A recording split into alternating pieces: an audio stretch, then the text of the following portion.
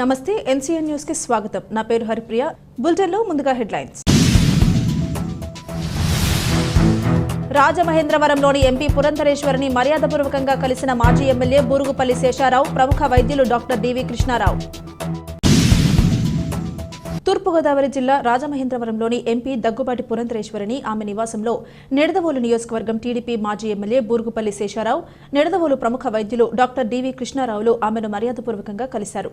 దగ్గుబాటి పురంధరేశ్వరికి పుష్పగుచ్చం అందజేసి ఘనంగా సన్మానించారు. ఈ సందర్భంగా వారు మాట్లాడుతూ నిడదవోలు నియోజకవర్గ అభివృద్ధికి అన్ని విధాలుగా కృషి చేయాలని మంత్రి పురంధరేశ్వరిని కోరారు.